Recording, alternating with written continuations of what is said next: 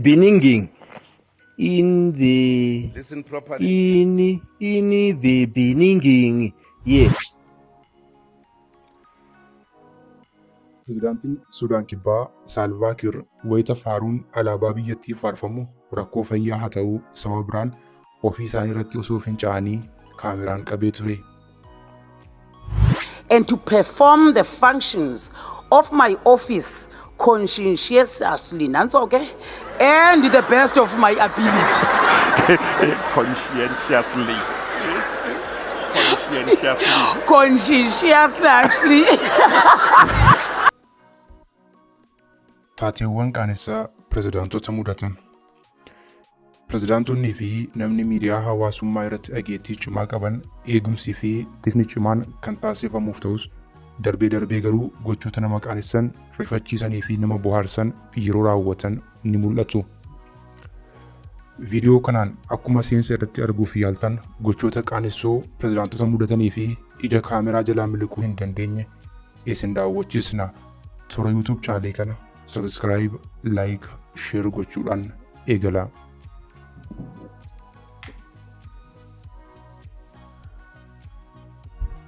Fulbaana bara 2024 yaa'ii waliigalaa dhaabbata mootummoota gamtoomanii irratti pirezedaantiin Haayitii Edgaard Filiis bishaan joogii keessaa osoo dhuguuf yaalanii huccuu isaan irratti dhangalaasuun ijoo dubbii fi qaanii jabaatee ture.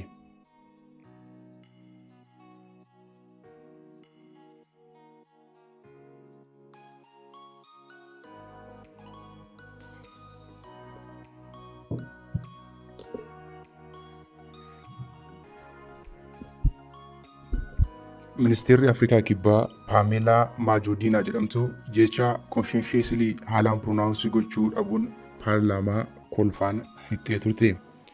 Anumtiyyuu jecha haalaan pronounsii godheera daawwattoota keenya yaada keessan barreessaa. And to perform the functions of my office conscientiously, okay, and the best of my ability. Conscientiously. Conscientiously, actually. Okay. No. Conscientiously, actually. In a weird Ministeerri Naayijeeriyaa Profeesar Daani'el Pondee jedhamu ammoo malaamaltummaa fi hannaan waltajjii keessatti himatamnaan sobee of wallaalee kufee yookaan immoo seentii nyaatee ture.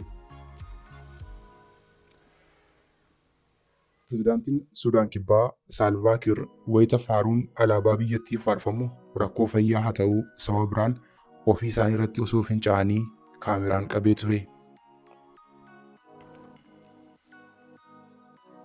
Pirezedaantiin Afrikaa Kibbaa duraanii Jaakob Zuumaan jecha in the beginning jedhu pronounsii gochuu dadhabuudhaan ijoo dubbii ta'anii turan. Beninging in the Listen properly. in the Beninging. Yeah. In the Beninging. In the Beninging. In the Beninging. Caamsaa 19 bara 2021 pirezedaantiin Ameerikaa duraanii Jooyi Baayiden wayita xiyyaara yaabuuf jedhanitti gulantaa xiyyaarichaa si'a hedduu gufachuun yeroo kufan ijji kaameraa qabee ture. Guraandhala bara 2015 pirezedaantiin Zimbaabuwee duraanii Rooberti Mugaabeen magaalaa Finfinneetti kora gamtaa Afrikaa hirmaatanii wayita biyyattiitti deebi'an gufatanii kufanii turan. Pirezedaantiin Faransaayii Imaanu'eel Maakiroon wayita haadha manaa isaanii Biriijaad Maakirooniin kabalaman suur-sagalee mul'isuu bahee miidiyaa hawaasummaa gubbaatti ijoo dubbii ta'ee ture. Naayijeeriyaatti duula filadhaa geggeessaa kan turan qondaalonni paartii PDP waltajjii isaan irra dhaabbachaa turan jiguun keessummoota hunda kuffisee ture.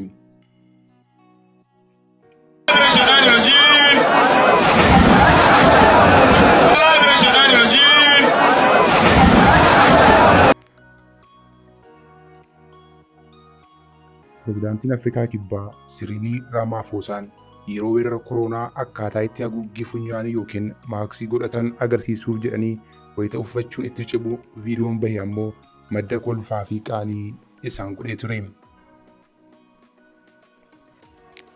Daawwattoota keenya kutaa lammaffaan qophii kanaa itti fufa.